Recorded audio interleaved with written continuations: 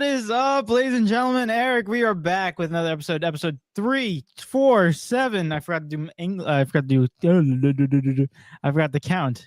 Listen, Eric, how you doing today, dude? How's everything? I'm chilling, man. Not gonna lie to you guys, a little tired today. Feeling a little tired, but No way. Show must go on. Yes, You being way. serious? You're tired? Yes, bro. Damn. Got That's stuff crazy. going on during the day. D&E Takeover at night. That's how it go. It's like Joe Rogan's podcast. Joe Rogan podcast, train by day, Joe Rogan podcast by night, all day. Joe Rogan just wants to be like me for it now. Is that what it is? Or did you steal the idea from him because he's been doing it for 15 years already? You know what's funny? I don't even Yeah. watch his podcast, so I didn't know that happened. You don't, Eric? No, I don't watch his podcast. Do you even listen to podcasts? Like, for real? It's gonna sound crazy, but like not really. Wow. You know what it is? I listen to clips of podcasts. Like I'll Yeah. listen to.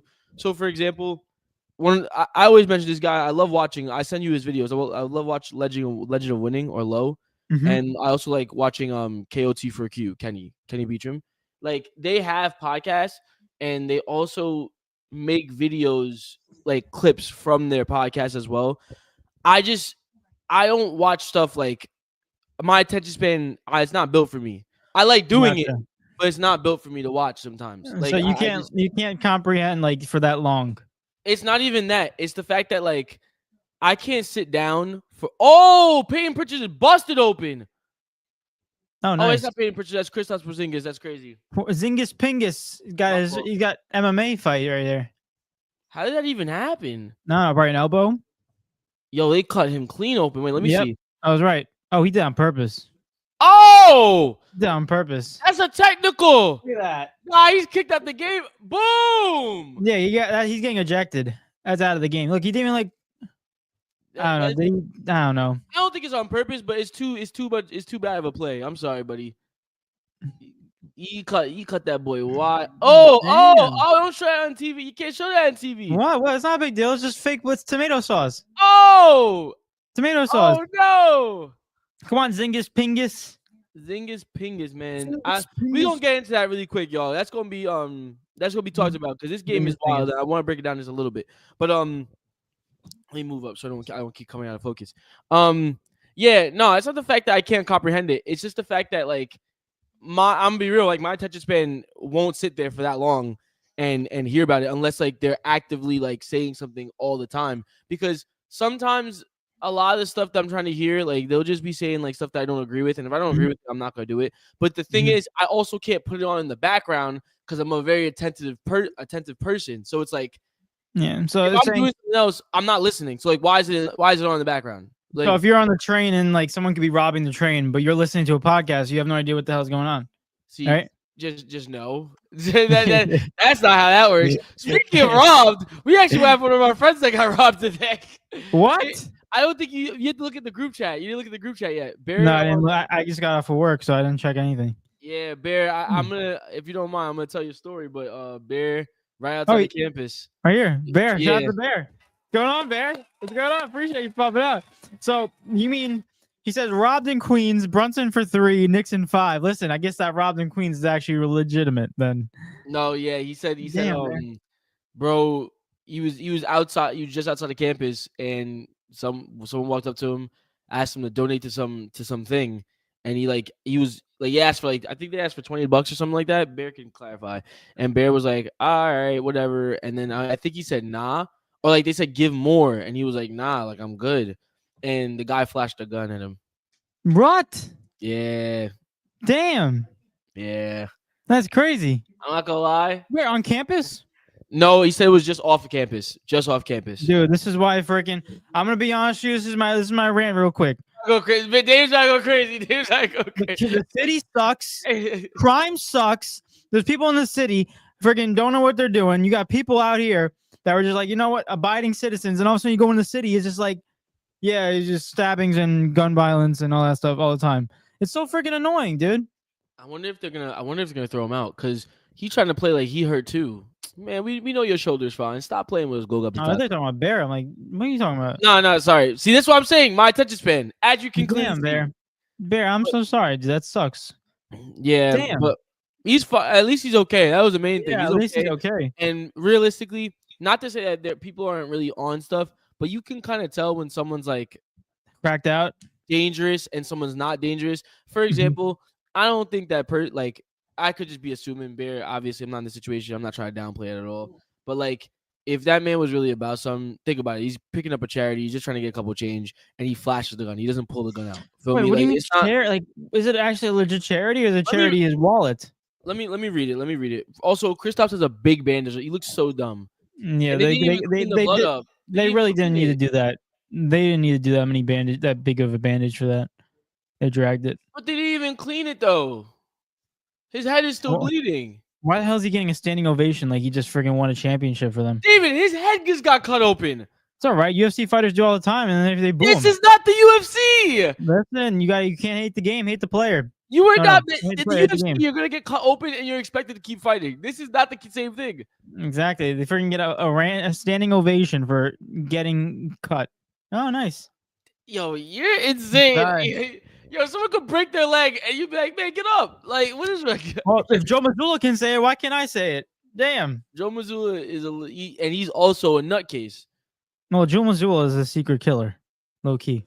Wait, let me see. Bear said, I mean, should we be saying his business out in public?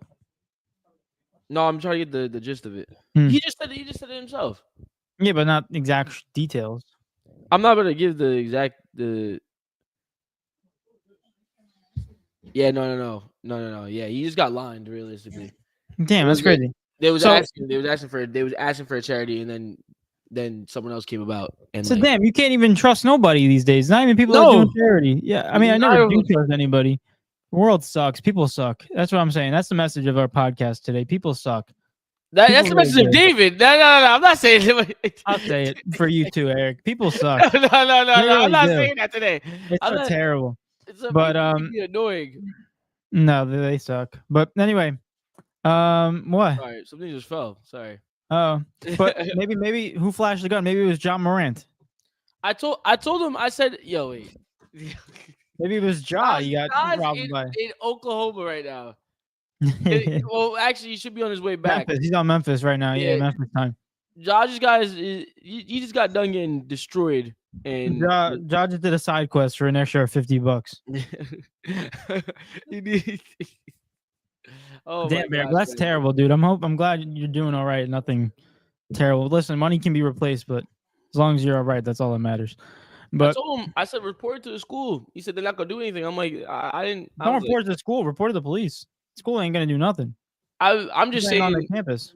Well, no one's gonna do anything about that. To be fair, the cops are not gonna do anything either. They're not gonna do anything either. But at least if I report it on campus, like if it does happen to someone else and they hear about it enough, then they'll do something about it. Because if you're posing as to trying to do Queen's charity, like what the heck? Come on, bro. Damn, because there ain't no charity after all. But overall, shout out to Jay. Jay's in the building. What's going on, Jay? Appreciate it. So let's go. Happy, what was it? Roof's Day? Rusev. Yeah, I remember that guy. He's a freaking wrestler, right? He came back to WWE on Monday. Came back. Oh yeah. Does he have steroids? Does he look like he's still more steroid? Is more steroids or less than last time? Honestly, he looks more toned, but like I think last time he looked a little bit more dangerous. Some people might disagree with me on that. He just looks a little bit more slimmed out and toned, but he's still the same size. But I personally, he came out and just started beating people up. Okay. I'm sorry, reading Bear's comment. Jay said, he said, by God, he got busted open. Someone stopped the damn match. He said, by God. Oh my gosh. Shout out Jim Ross, man. He said, and Jay said, they take donations seriously. For real. I guess so. It's at least a $50 minimum. Yeah. Donations seriously is so insane. Oh man. That's what I was laughing at. Bear said 6'4" brother pull up on me saying put in another 20. Homie looked like Kristaps Porzingis, right? Oh my gosh. That's so sad, bro. That height difference was Bol versus Muggsy Bogues type of Bear was looking up like, okay. Yeah, but Bear, you tell him that you can squat 300. You know what? That don't mean nothing. That is, yo, don't antagonize someone with a gun. Sorry, I'm just saying. You can squat to you. You know what he would have said? All right, can you squat bullets, bro? Like, there's no, you can't squat bullets, bro. Damn, that's crazy, dude. I mean, it's always weird because you always hear about these things, but you never see like it actually happen to someone close to you, or at least for me in that sense. But I'd be scared if it ever happened to me. I'd be more so scared of what they would do because of the fact that I don't have any money on me. So like they might get tight and be like, "Yo, what the heck?" And I might get beat up for the fact that I just don't have money on me. Yeah.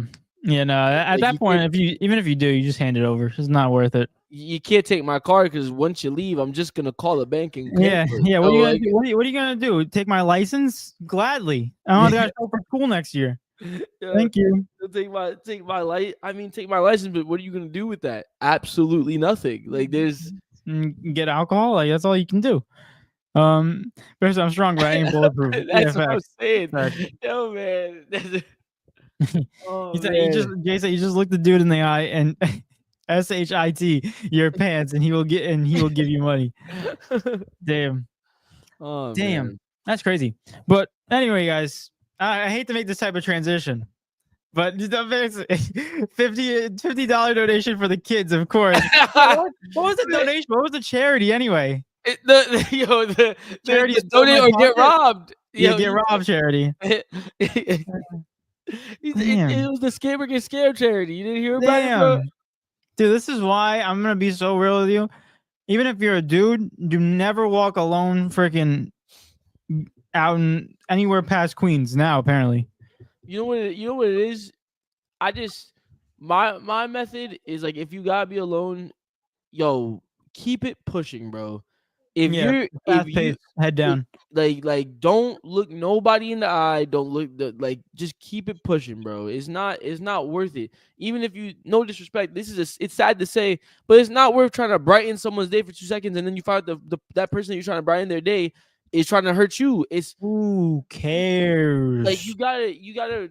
That's the world that we live in, unfortunately, man. I'll be walking in Penn. I'm not even in Queens. I'll be walking in Penn Station, and this random dude today, bro, literally today, I was going to this escalator. This random dude hunched over, looking like he was like, what's that? Hunchback of Notre Dame, bro. Straight up. And the thing is, he came right at me. And like, I just stopped and then just kept walking. Yeah, that's all you gotta do. The moment you acknowledge it, the moment you have their attention, and they got you. Boom, that's it. They will start thinking of crazy things, man. But yeah. Damn. But speaking of crazy things, how crazy was it that the Lakers tied the series up 1-1 yesterday?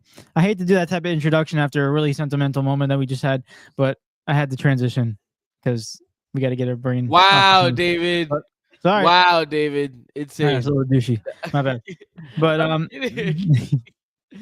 but you had the Lakers tying it up yesterday at home 1-1. You got the OKC Thunder winning their second game, going up 2-0, winning by 19 points. And you have the Indiana Pacers winning game 2 and going 2-0 in their series against the Bucks. And that was with Damian Lillard back. Honestly, there's a lot of games to get into, and also you have Monday games to get into, but I want to get into Tuesday's games first because they're the more relevant and more recent ones. But Eric, out of all those 3 games, which one stands out to you the most? Is it the Pacers taking a 2-0 lead going into Milwaukee with Dame coming back? Is it the Thunder dominating the Grizzlies, taking up 2-0? Or is it the Lakers tying 1-1 in their dominant fashion? I know they only won by 9 points, but there was points in that game where they were up by double figures going into the fourth. It has to be the Lakers game. I don't think there's any other option out of the two. When you look at the OKC series, honestly, they should just cancel the series. They just stop it. Let it be. They're gonna get swept. It's over, right? That's it. And then you look at the other side of it, the Bucks and the Pacers. That's an interesting series, to be honest with you, because even though the Pacers did win their game, I'll give the Bucks a grace period because Dame just came back, right? Dame didn't really have a good game, but I'll give him the grace period. Now that they go back home, they have to win both games. Mm-hmm. I still believe the Bucks are a better basketball team when they're at their full. But the realest question is whether Damian Lillard is ready coming back from what he came back from to step on the court and play at a playoff time level. Or we know what playoff Dame is capable mm-hmm. of. So that depends on that. But to not really go into that, the real one that I want to go into is the Lakers versus the Minnesota Timberwolves. The Lakers beat them 94-85 in a low-scoring game. And honestly, the Lakers, this was as we all know, this was like desperately needed. Like they need to get one at home 100%, and now they're gonna have to work extra hard in Minnesota, which I feel as if Minnesota is gonna be on point at home, which is gonna be hard for them to really catch one. But Luka Doncic, man, 31 points, 12 rebounds, 9 assists. He is coming around perfectly during the right time, and he is not the freaking messiah for the Lakers. He's not gonna go down without a fight. He's definitely not gonna down without a fight. Shout out to LeBron James, 21 and 11 and 7. Austin Reeves, 16 points as well. They did what they had to do. The Lakers did what they had to do. I'm gonna be honest with you guys. As far as I didn't get to catch this game. I am looking at just strictly the stats, man. But like I do have to catch one of these games during the series because I do believe this is definitely not only is it star power within this series, but it's also the coaching ability that's going to go into it, right? This is a chess match. You have a juggernaut Anthony Edwards on the other side that can kill at any given moment, and you look at the other side of things. You got Luka Doncic with that again can do everything on the court at an all-time high. LeBron James still giving you great numbers, great double doubles, and on top of it, they have to scheme a certain way so they don't get overthrown by Minnesota's height. That's the biggest thing. When you have Naz Reid coming off the bench, and you also have Rudy Gobert, regardless of how good they are, height is going to be a factor in basketball. We already know that as it is. So the fact that the Lakers, the way they play basketball, it really speaks to how well they are coached, because not having the height difference in their team as it is, and being able to still find a way to shut teams down, especially like Timberwolves, to 85 points is a very big deal. So just a few pointers I want to point out there, but yeah. I did watch this game, and I saw the first game as well. Dude, night and day difference for the Lakers. I'm going to be honest with you.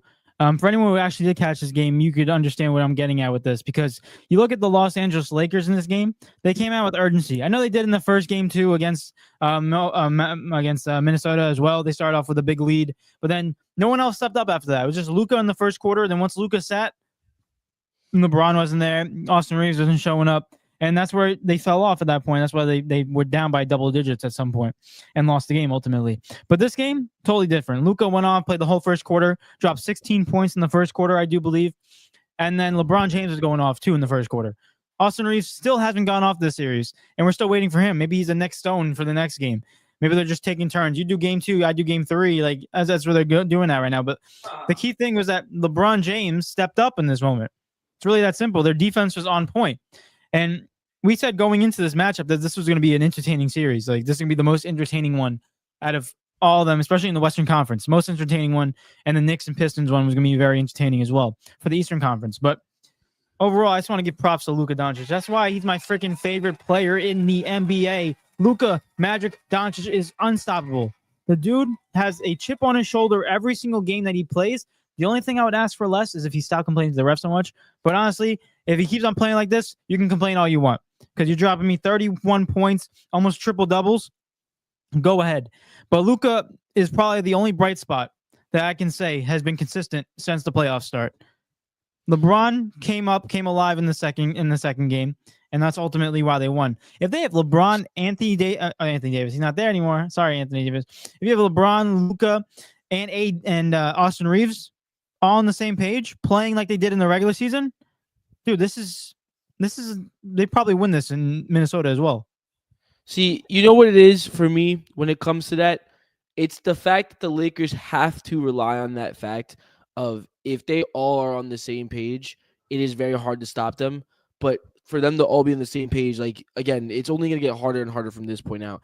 And actually, speaking of them going back to Minnesota, because Game 3 is in Minnesota, as everyone knows, I think Game 3 is going to be so far the most important game of this series. Being the fact, because I believe, I look at this game, and let me just double check it really quick. Ant hasn't shot well so far this entire series. He hasn't shot bad, but he hasn't shot amazing so far this entire series. Julius Randle is doing what he can do. Jaden McDaniels 3 for 11. I want to look at Naz Reid. Naz Reid's 3 for 8, not bad as well. Overall, I want you to look at this entire bench. Dante DiVincenzo, Nickeil Alexander-Walker.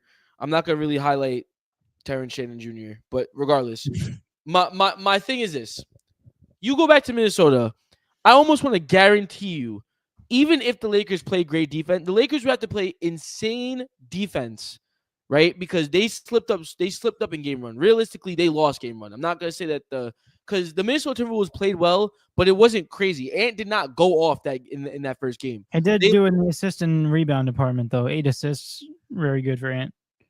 It's good. It is good for Ant, but when you have it on the other end of the court as well, it's like there's Ant. We know for what we know, Ant can do.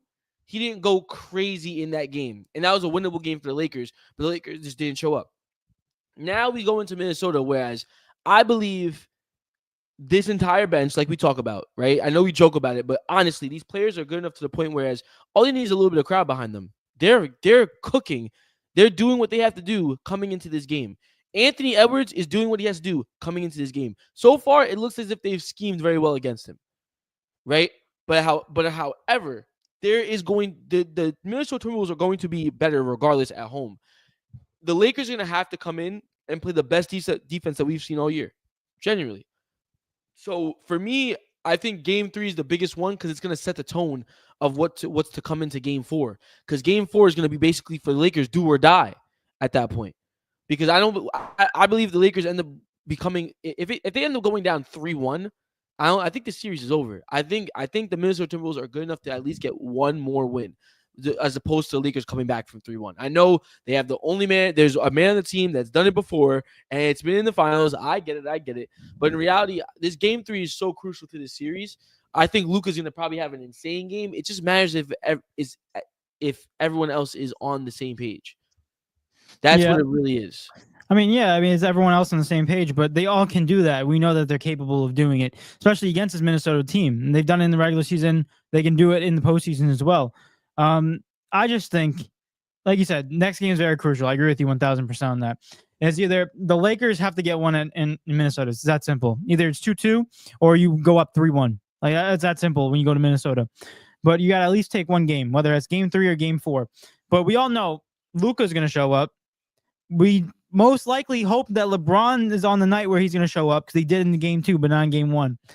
But Austin Reeves, you got to show up, bud. You got to make your shots. Your Austin Reeves has been averaging 20 points a game for them. Third option for the team. This Austin Reeves right now is shooting very terrible from 3-point and not even that, having like 16 points. And that's just barely getting up to 16 because his shooting is not really doing that good. But I do want to put an important stat because the Lakers defense was really good in this game. But so is the Lakers shooting is terrible. Like even though the Lakers won this game based off of they played better defense, on the offensive end, they can be so much better than they actually are. This is why I think I give them hopes that they still have a chance of winning this series. Because you look at their 3-point percentage, they shot 6 for 29 from 3. The Lakers, they shot 20% from 3. That's crazy. That's ridiculous. And then you look at Minnesota, they shot 20% from 3, 5 for 25.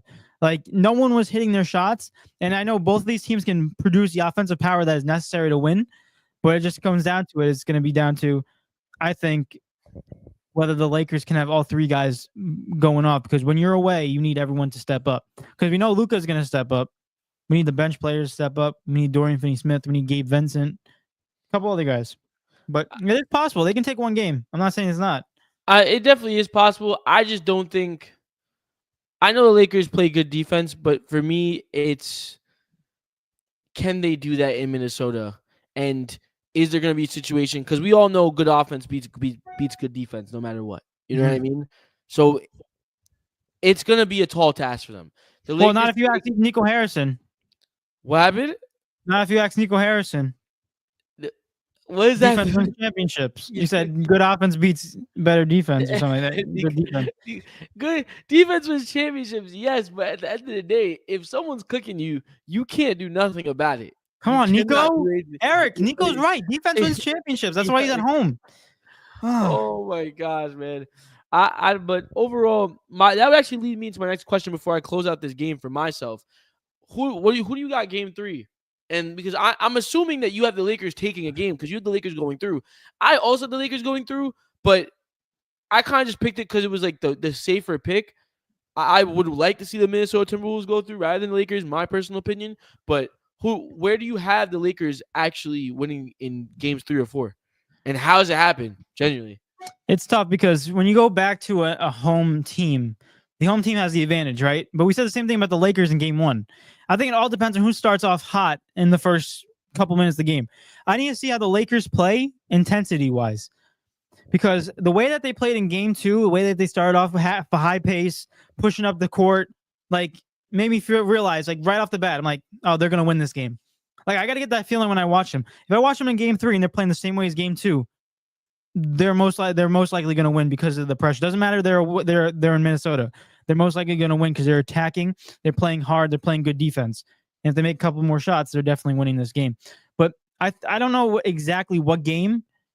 They can win game 3 because they have the momentum going in. I just think it's really hard for teams that are away to win the first home game, but it is possible.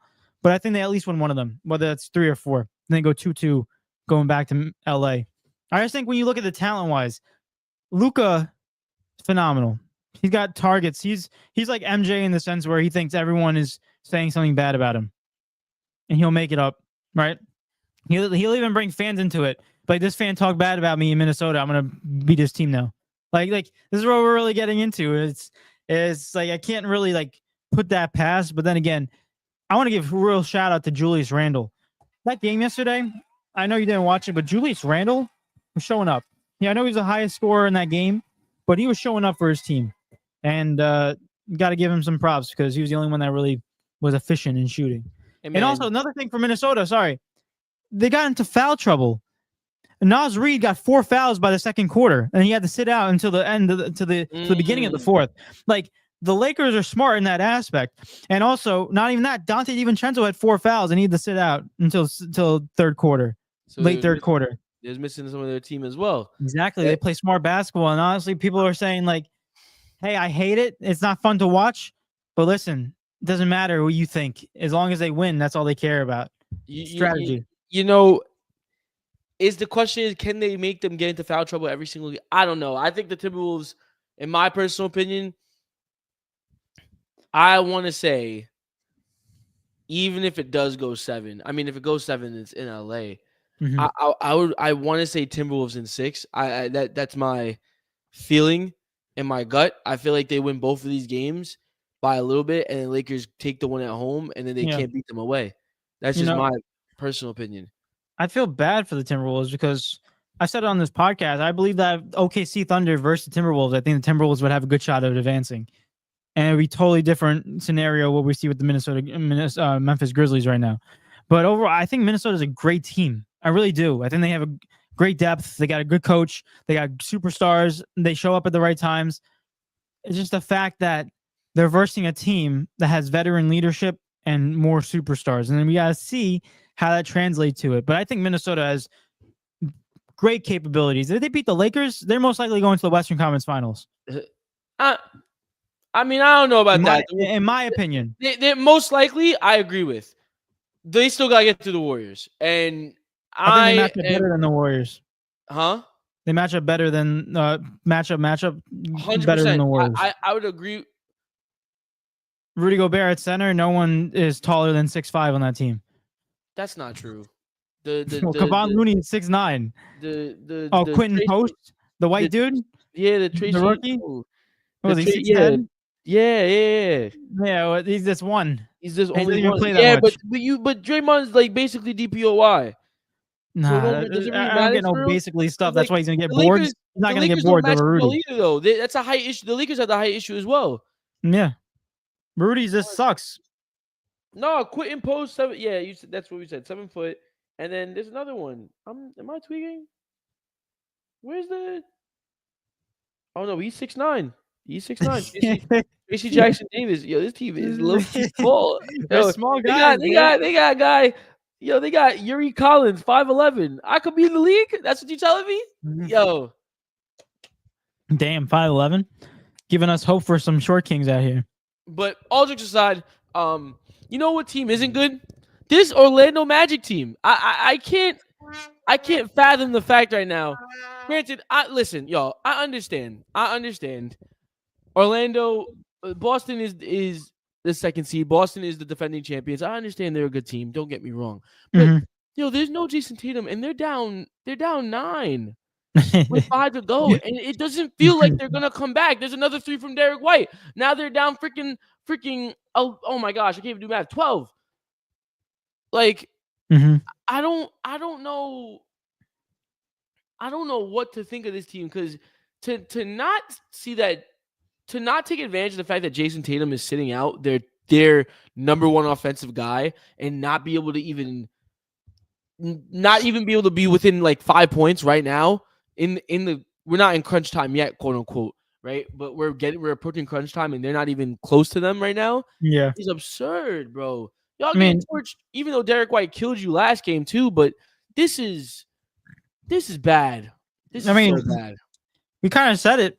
Like we knew that there's a big gap between this Eastern Conference 1 and 2 seeds compared to the 7 and 8s. It's like they're nowhere near as good as this other team. Like it's just that simple. And the Orlando Magic, they just don't have no star power. Even with Boston, and this goes to show how scary Boston is, right, Eric?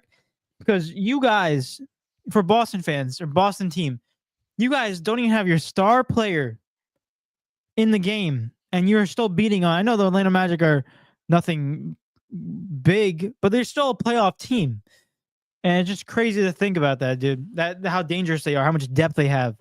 It's crazy. You know what? And see, dude, this team. Nah, Orlando's bad though. Like I'm watching Al Horford get offensive rebounds. No disrespect, but like they can't. Dude, they're just not locked in for real. Like some of these chances that they're missing against a team that's over his next round, that's not happening. Like they're not just running around just doing whatever they want and however they please. Meanwhile, no disrespect, like the Boston Celtics we already know this. I'm just reiterating it again, essentially. It just goes to show how perfect of a team they are from head to toe. Also, shout out to Peyton Pritchard for winning 6th Man of the Year. Congrats to you. Yeah. Right? Deserved. Bro, Jason Tatum isn't here, and not only has the offensive scheme kind of changed, but they basically were just like, all right, we'll just put Kristaps and give him more shots now. And Kristaps delivers. Like I sometimes, maybe I won't generalize it and say that everyone forgets, but I sometimes forget how good Kristaps was before he was on this team. Not saying he's bad, don't get me wrong, but I'm saying when Kristaps was in a position where he was the main player on the team and he was the main scorer. And he was the main offensive tool in a team, right? Yeah.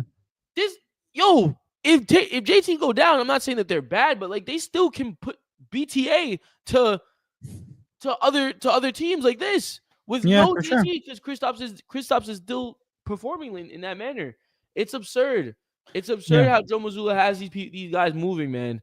You just gotta sit back and appreciate sometimes. And honestly, Orlando, y'all should be ashamed. No disrespect. Like I'm not saying, obviously y'all in the playoffs and all, but I thought a lot more of Orlando. And I know they're missing Jalen Suggs right now, which is a big piece on the defensive end. But still, like I'm watching the way offensively, I'm watching the way Apollo's operating, I'm watching the way Franz is operating. Eric, you know how Orlando plays 2-man ball? It's Franz Wagner or Paulo Banchero.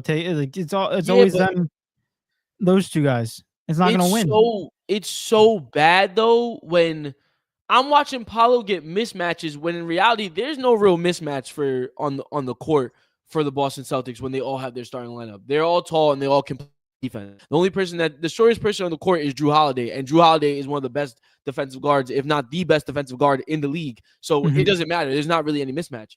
But like when Paulo does have someone that's like shorter than him on him, he's not even attacking the basket. Settling for mid-range shots or settling for 3-point shots. And I don't want to talk too much trash because Paulo is still shooting a good percentage right now in the game, which is probably somewhat keeping them in the game. Like he has 30. He is 30 right now. He's 11 for 23. Like he's still getting his shots up. But as far as the style he's playing, it's not creating anything else for anyone else around the court. And you're not going to ask Corey Joseph to go create his own shot. You're not going to ask KCP to go create his own shot. So it's like you're the one that's going to end up orchestrating the entire offense. And to me, it's just realistic. It's a recipe to beat teams that aren't good. But then when you're in the playoffs, this is going to get easily schemed out so fast. I mean, Orlando plays a 2v5 sometimes, it feels like, with those two guys. But dude, Orlando is going to get swept. There's no ifs, ands, or buts about it. I still have faith that they can take it. Actually, no, after this, Lord, Peyton Pritchard just got an and one. Lord, yeah, never mind. Dude, I don't even think they should even play Jason Tatum for the rest of the series. I mean, if the games are gonna be like this, you're right though. Rest up. He doesn't have to play. This is a joke to them. This is good runs. This is good runs for them. Yeah, exactly. But let me get into these comments real quick because we got people in the comments. Appreciate y'all right now for tuning in. You guys are the best. But what he said. Jay said it's for our basketball team and nothing else. No info. He's talking about the donation. The donation. He said crazy. Hunched over dude wasn't a crazy dude. It was PVM. He just recognized you. And where is PVM, man? Shout out PVM. Damn PVM. Shout out to PVM. But real quick, shout out to this next person. We got Matt Padone in the building. What's going on, Matt? What's good? Say, come on, bro. He said D&E Takeover. We're here, Eric. Yes, sir. Yes, sir. There we go. Said, boys, let's go. Boom chat. Is the boom chat boom chat boom chat chat boom chat. Jay said Anthony Edwards fine for telling a fan his D is bigger than Come on. Yeah, that's so ridiculous, dude. I'm so done with these freaking NBA. Bro, like, you can't do that. No. The fans are saying so much worse stuff. Who cares? Dude, it's not like he said. It's not like Anthony Edwards says, "I hope you die." He's not saying that. He's saying his penis is bigger. What's the big deal? No one got hurt. It's so gay. Bro. Because you know why? Because then what happens is it happens again, and it happens to a bigger scale, and then it happens again, and then it happens to an even bigger scale, and then you get Malice at the Palace all over again. And that's what you don't want. That's why I honestly I do. No, see, David wants the UFC to enter the NBA. I want us to stop calling dumb fouls. That's what I want. That has nothing to do with someone screaming into the crowd. My D bigger than yours. We're gonna allow fights again. Listen, I'm all for it. But overall, I do want to say this one comment before we move on into that. John Morant got fined. What, same equivalence? That's the real issue. Gun thing. Yeah, that's the real issue. That's the dumbest thing. It's two separate things. That's the real. Someone could get fined for saying that, and then they get the same fine for a guy playing with guns on lot. Yeah. Well, I know. If it was the NFL, you'd probably get a worse fine than someone who beats up their wife. But the NFL, you got banned for half the season. The NFL? Yeah, you got banned for half the season. No. Yeah, no, for him, yeah, but for the wife beaters, they only get like 2 games. Yeah. Rightfully so, right? I heard that in the court cases, the NFL says, "Well, what did she do to cause that?" I heard that it leaked. I don't agree with it. I'm not saying I do, dude. Listen. I can't speak for the amount of time. That's definitely an issue. But yeah, you can't be screaming into the crowd, "My D bigger than yours." Like, we not doing that. Go ahead. Bro. I'm all for it, dude. If I have my own league, say whatever you want. Just don't flash no guns or cause any violence. No, that leads to problems and fights. How? He didn't even that leads to problems and fights. We are here to play basketball. That is it. You can have a little emotional situation and stuff, but not with no. Eric, let me ask you a question. Did Anthony Edwards say anything wrong? Yes. Let me ask you another question. Did he hurt anyone's feelings? Did he do any violence? Did he say any slurs? No. Okay. So what? Okay. Yo. As long as it's not offensive to anybody, to any type of group of people. If I have to say a slur in order to get in trouble, that means I can say the worst things in the world still. I can still curse you out to the max and not say one slur and not be touched. Dude, this is competitiveness. These guys say crazy stuff. Fans. Luka does it all the time. It's so different. It's so different, right? When you listen, like, let's be so honest. If we're out there right now and you hear fans chirping at you, you're not responding half the time. Like, dude, they just saying half of them are drunk anyways. I understand emotions, you feel me? But I'm not like, it needs to be reprimanded a little bit, because if it's not, then people think it's okay to do. That's the problem. I'm in favor of Anthony Edwards saying, I don't care. You're also in favor of guys duking it out on the court. So, like, no, I'm in favor of not calling dumb fouls and at least throwing some body in there. That's it. That has nothing to do with what we're talking about. Well, that's what I'm saying. I'm not saying I actually got to fight. That was just a joke in my references. But I'm saying play tougher basketball. Don't let it call dumb fouls. That's what it's all coming down to. But Anthony Edwards, if I ever start a league, you can say my D's bigger than yours to any fan you want. If you say it to a woman, then I mean that's to be so fair. He got love tap with the fine though. It was what was it, 50K? 50K, but he has enough fines this season to buy two Lambos. I heard. That's what I'm saying. Like he just takes the fine and moves on, and like 50K is He's not. probably not even paying it. I probably would have fined him like 10K. I wouldn't have fined him like 50. 50's a lot, but like, either way, you know, it don't matter regardless. They're good. They're 50K to them is like what, $500 to us. Not yeah, about like. I mean, probably, if he pays off his whole 18 years of child support, I think 50K is no worry. Matter of fact, I'm about to do the math on it. What's Anthony Edwards' contract? Oh, dude, I don't know, 300 mil, 250, something like that, along those lines. Yeah, but what is this? Yeah, it's over. Yeah, Celtics won. GG's. This Orlando team. 5 years, 200. We'll just do 250. Well, it's 244. 240. I'll do 240. I'll go down. Right? 240. 240 million is times what's 10% of that? That would be 24 million. David, 50K is not even hurting him, bro. Oh, for sure. No, it's not. Dude, what's 1% of 240 million? You probably could do that in your head. 1% of 240 million? Isn't it 2,000? Nah, it's 2.4 million. Wait, what was it? 1%? 1% of 240 million. Jesus Christ. It's 2.4. It's 2. Yo, he's making FU money, bro. Hey, we gotta get our money up.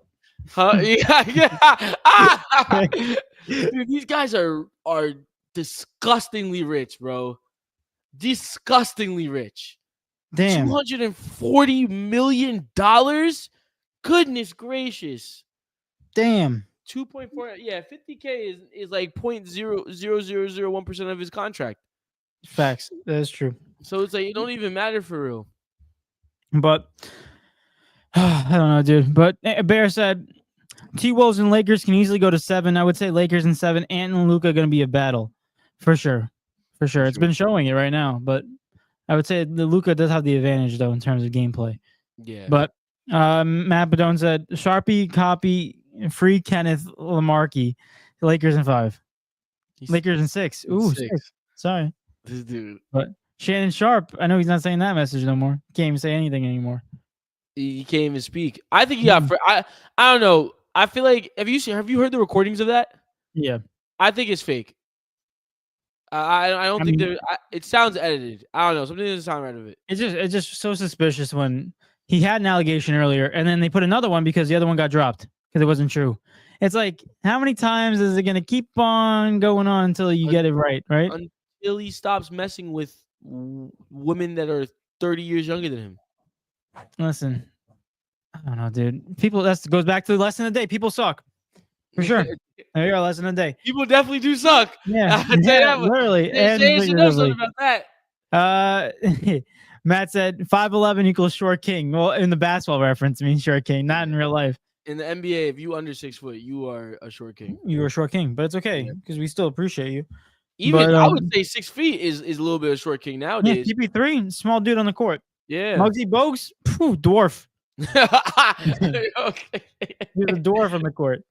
But is that the politically correct way? I don't know. I honestly should I go through all of them? Just to see? I can't even say that I don't care, but it's like it's so confusing. Like no, it is, Eric. They keep on changing it up on us. It's like they definitely haven't changed it up. It's just like it just doesn't make sense to me. Like they both mean the same thing. I never known one. Oh snap! I never put in my AirPods. That's the first time I got a text today. That's all right. You're already 45 minutes in the show. It's pretty good. Hey, man. That's good. That's good. Jay said it's the Orlando Magic, a legit Mickey Mouse franchise. Facts. Yeah. True. Jay said Paulo is what Zion wishes he was. Damn. Nah, Zion at his best I think Zion better than Paulo at his best. Who's in the playoffs? All right, bro. Who's at home eating freaking Zion. baby back ribs. Come on, Zion. we're not the same, bro. We're not the same. Is that a compliment? Yo, it's all fun and games until he's in a freaking orange and blue shirt, and then you're really worried. Oh Jesus, that was And trust me, after you guys lose this series, he's gonna be there. Like, why are you here? What are you doing here? But the magic law. they said enough fines and child support to buy a small third world country. Facts. Facts. It's Anthony Edwards. For real. But he said brother is 54 and was seeing a 19-year-old allegedly dude's not winning the jury. Oh, that's crazy. He just needs to. That's just stop. What's wrong with you? Stop it. Yo, stop. Yo, stop it. There's for a fact, if you had a daughter, you would not want her to. Man, I'm not even gonna get into. He does have a daughter. Oh, yo, bro. His girlfriends are younger than his daughter. It's disgusting. What's going on, man? What's going on? We're screwed, dude. Jay said, quotation: "CM Punk does as much good to my reputation as Shannon Sharp does to ESPN's." He said, "Don't ooh me." He said, "I'm not the one getting sued." Paul Heyman on Pat McAfee show on ESPN show. Oh yeah, he did say that. He did say that. That was crazy. Yeah, Paul Heyman was exposed to a bunch of people. No, he was. He even called out that fan. I like that. Good. We need more accountability, these fans, like Anthony Davis. Not Anthony Edwards. These freaking Anthonys are messing me up today, Eric. Amen. Anything with the word A is messing me up today. I think Anthony, hot take. Well, not hot take, but I'm just gonna say this. I think Anthony Edwards is like the perfect bad guy, but but people like him. Don't get me wrong. But like, I think Anthony Edwards is like the perfect bad guy for like Adam Silver, if that makes sense. Did you see the movie Hustle with Adam Sandler produced it? Oh, true. Yeah. True. Bad guy. He fitted really good. But the thing is, though, that's trash talk. I'm talking about a guy that just causes so much issues within the league because he does everything that you don't want him to do, but he just keeps winning, so you can't deny him of it. You feel me? So, like, I feel like I don't know. I was just thinking about that. Like, imagine Anthony Edwards versus the league, whereas, like, he's not getting no calls. He's getting it's just hard for him. They're trying to, like, isolate him. I can see that happening, man. Anthony Edwards. But anyway, going into another Tuesday game, you got the OKC Thunder going up against the Memphis Grizzlies. I don't really think we got to touch base on this, dude. Thunder won 118 to 99. Listen, Grizzlies played better this game. At least you didn't get blown out by 50. Oh my gosh! And look at this. Look at this. Look at this. I mean, the Heat are fighting. Why is this game on NBA TV? Can we just talk about that really quick, guys? Pick one place. All these things should be on national television. I don't understand why we're even debating NBA TV. What do we? Yo, bro. Listen, NBA TV gotta make some money. Like they need any more. I don't think they have enough. They need to fix the refs. That's what they need to do, and then worry about everything else after. Eric, it's not always about the refs, Eric. Come on. Oh gosh, yeah, you're right. It's about him, Anthony Edwards, saying my D bigger than yours into the crowd. That's what it's really about. See, the refs didn't eject him. See, the refs didn't eject him for that. They have actually some rules for that.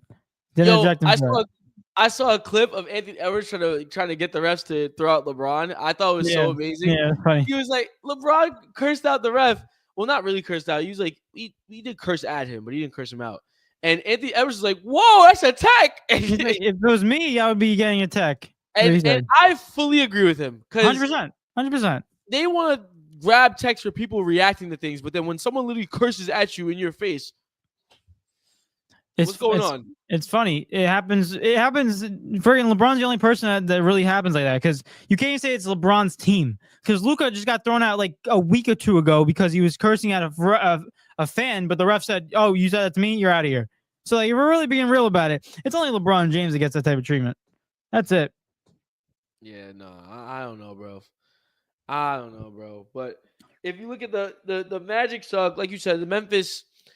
Josh said they're never going to play that bad ever again, and I agree with him. I'm glad he delivered on his promise. They didn't play as bad. They still played bad, though. So, OKC, I don't even understand.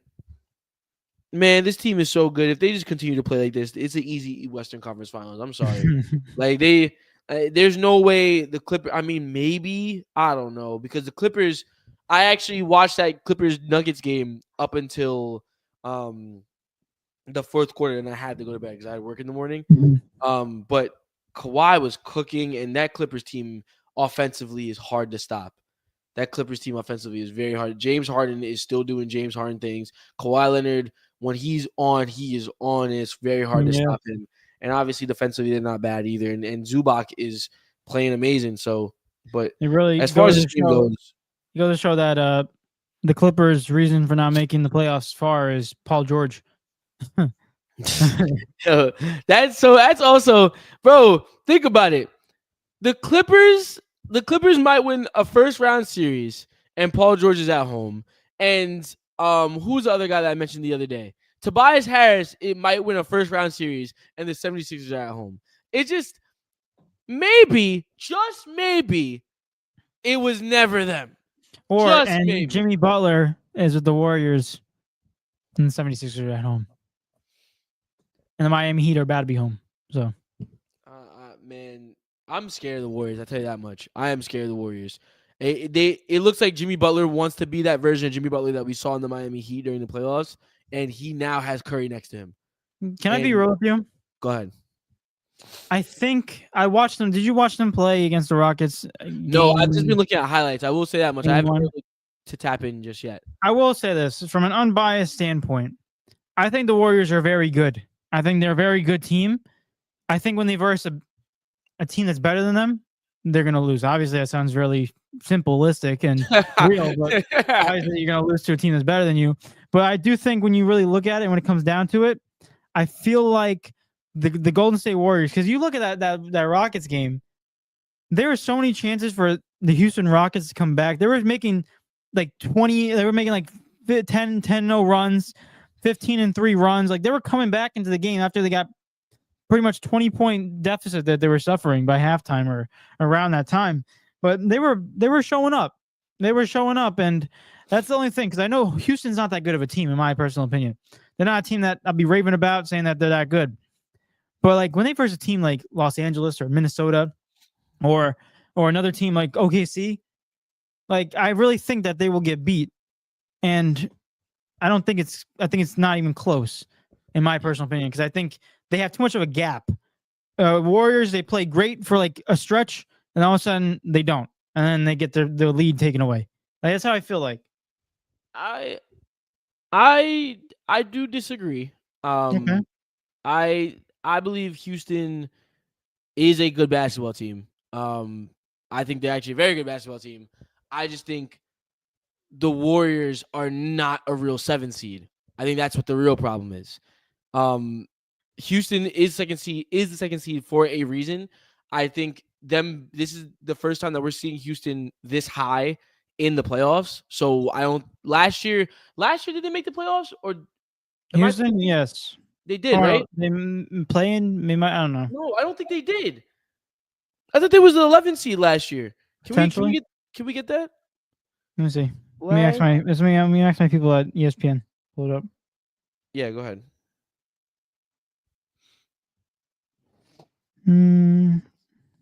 Oh, look at that. But keep on going back to your thing. I'll look it up for you. I found it. Oh. Like it's actually on NBA.com. So were they?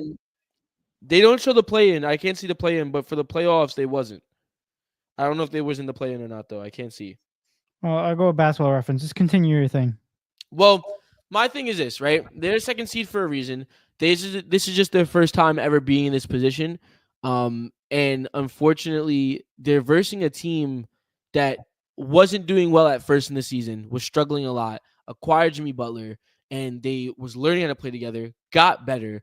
And then on top of that, now you have Curry and Jimmy that are both really good playoff performers activated in the playoffs versus this team that realistically doesn't know what is what in this series. Like, I just think they're versing a team that has the 7 seed next to their name, but in reality is probably like a 4 or a 5 if we restarted the entire season, right? So I don't want to sit here. I don't want to if the Warriors verse the Lakers or they verse the Timberwolves, it's gonna be a harder series, no doubt in my mind. But I'm actually very excited to see it because we've also seen Jimmy Butler tear through teams, tear through the Eastern Conference, tear down the Boston Celtics. We've seen Jimmy Butler do that with Bam Adebayo and Tyler Hero at his side. Now he has one of the all-time greats at his side, playing like an all-time great right now. And he has a Defensive Player of the Year finalist on his side. Like, you could argue, I believe Jimmy Butler is possibly. It's hard to say because that Heat team also did run deep, but I also think Jimmy Butler just made them a better team. And with him not being there, they're just showing how good they are by themselves without Jimmy Butler. But now what we're seeing is, oh, that's a huge spider. Uh-oh. Oh, here we go. Here we go. Here we go. Chat! It's coming in, chat! Oh! Oh! Eric, you okay? Oh, he's still the spider's still living because that was the second slap of the slipper. I just hit it 3 times to make sure that it was going. Damn, Eric. I'm so glad you were able to see it. Let me handle this situation. Long story short, I think the Warriors are just a team that's not really a 7 seed. They're just really good, and I believe it's going to be a very good series versus any other team that they go against. I think you're right with that. I don't think they're a 7 seed worthy. I think they're way better than that. But I think when you look at it, the Houston Rockets, and to answer the question I found online, but the Houston Rockets were 11th last year, so they didn't even make the play-in. They're 41-41. But overall, I just think the Houston Rockets they're a good regular season team. That's why they're ranked second. I'll give you that. They're a good regular season team. But we all know the playoffs are a different animal. They got a bunch of young guys on their team. This is their first time from some of them in the postseason. It's going to be really hard for you to go up again and versus a Golden State Warriors team. That's why I didn't expect them to win the first round. And expectedly, I don't really think that they have that much. They don't have no veteran leadership. Fred VanVleet. What do you want? Ready, baby. That's about it. Like, if we're really looking at it, like looking off regular season, they're a great team. They deserve praise. But playoffs, different animal. They're nowhere near their 2nd seed worthy. And I think that's what the difference is. I think when you look at guys like Alperen Sengun, Jalen Green, like those guys, Jalen Green had a terrible game 1. Like, this is what we're talking about. Like, this is a first playoff experience for these guys. I'm not saying they can't win, but I'm saying you're not the same 2nd seed that you're going into when you're at this matter. What was the score of game 1 between them? It was 95 to, I don't even know, some low number. It was 95 to 85. Literally almost exactly like the Lakers and Timberwolves game. I want to say as much. I believe they are a good team. I do believe they are a worthy 2nd seed. I just think they don't know how to operate in this type of situation, which will eventually make them lose this series. I just think they're not ready. But like, it's still a good matchup to have. Like, this is a series that could definitely go 7, which is big for the Warriors because if they do beat them in 7, granted, like, you want rest, but the next team that they go against, the Warriors are going to be primed and ready to verse them. Like, I don't know. That's just my personal opinion, though. Like, we have to just. It's more of a wait and see type of thing because I'm kind of going off of realistically just Jimmy Butler and Curry's ability as far as a team aspect from the Warriors, you know. So let me just say one more thing real quick. Speaking of young teams, last year OKC, young team, good team. They're not a 2nd seed, but they were. I believe they weren't even in playing. No, OKC. OKC last year. It was 1st. Last year? Yeah. They weren't first. I thought Denver was 1st. They was first. They was the 1st seed. No, Denver was 1st. No, they was not. Let me see. Last year? Am I tweaking? It was the 1st seed. OKC was the 1st seed. All right, this makes my point even better then. They lost. They got baptized by Luka. That's what in the second round. And here's the thing, like, that makes my point even better. Like, OKC last year was a number 1 seed, but they were too young. And even though they were number 1 seed on paper in the regular season, came to the playoffs, they got schooled by one guy in Luka Doncic. It's like, let's be like, there's different levels to it in terms of experience level. You can be a great regular season team, but when it goes into playoffs, you just could be too young. Now OKC's doing amazing this year because they have a year under their belt. They have playoff experience. See, Draymond just crashed out. Wait, a T? Somebody got technical. Who just got technical? Stephen Kerr. Wait. Stephen Kerr. Did they give it to Amen or did they give it to Draymond? Probably Draymond. No, they give it to Draymond. Draymond tweaked out on Amen. He's always getting technicals for being real right now. I don't think it looked like he gave a T. Oh wait, no, maybe that wasn't the T. I wasn't the technical sign. I'm bugging. That wasn't even technical. Regardless, we'll have to see what happens because we could go back and forth on this all day. When in reality, I just think it's one of those things where you sit back and you watch, like see how it unfolds. You know, I don't think it's too hard to call. Ooh, the Heat are kind of rivaling the Cavs right now. I have the game right here, so I'm watching it. But you have NBA TV? Yeah. Oh snap! David, tell us what's going on. Play by play. What's going on? The Cleveland Cavaliers are up 103-101. Darius Garland, Highsmith just committed a foul on Max Strus, so they got the ball. Max Strus is at the line. 3 minutes and 30 seconds left. So see what happens. But I don't know, dude. I don't know. But real quick, Bear said Kawhi being healthy generally heals the earth. Bro, dude is top 3 when he stays on the court. No debate. He's a freaking phenomenal player, that's for sure. I just want to see him play. Dude, I feel like it's been so long that I've forgotten what it's like for Kawhi. How good he is. Exactly. And just I want to see him play regular season. I wanted when was the last time that we saw Kawhi play a full regular season? I can't even remember. Dude. I could be tweaking, but the last time I probably saw it was when Paul George was still on the team, and even then he was still sitting out at times. I think you're right. So it's just hard to remember how good he actually is, you know? Damn. I know he is really good, but it's just we haven't seen it in so long. It's just so we forget about it. But Bear said the Rockets are a really good young team probably, but Jalen Green has not improved since his rookie year. It's actually impressive. No, he has improved. Don't lie. He just hasn't. He hasn't taken the step to all-star level yet. That's what it really is. He hasn't really taken the step to superstar level, or also, like you said, superstar all-star level. Yeah, like he's more Jalen Green. Jalen Green's next step is to become like the main guard for the Rockets that they can depend on. Alperen Sengun has taken that step. You can see it. But whereas Alperen Sengun is playing like he can be an all-star. Jalen Green, I think we can all agree in some sense that Jalen Green plays very good, but he's just too inconsistent of a basketball player to consider him an all-star. That's his next step in his career. It's just taking longer than expected. Yo, Draymond is fighting people, bro. What's going on?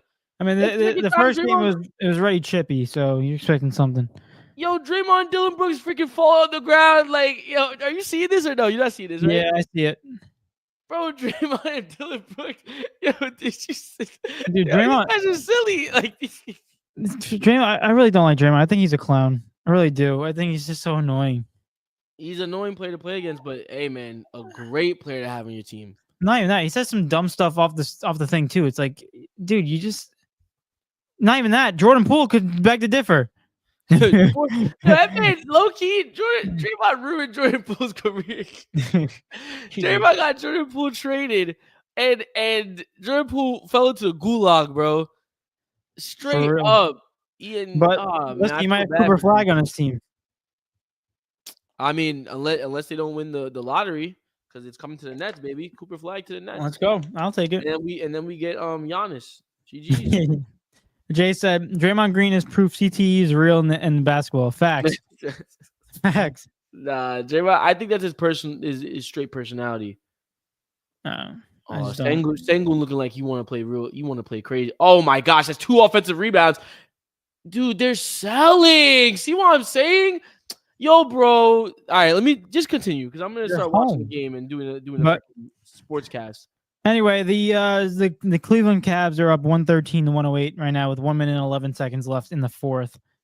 Cleveland has the ball, so yeah, it looks like he missed their chances. But Jay said Cooper Flag back to Duke. No, didn't he declare for the draft, or he said he was going to go to the draft? Yeah, no, Cooper Flag's going into the draft. Yeah, I think he said it. Bear said Draymond plays the game the right way on defense. No, Bear. Your right way. Yeah, Bear. I don't like playing basketball against Bear.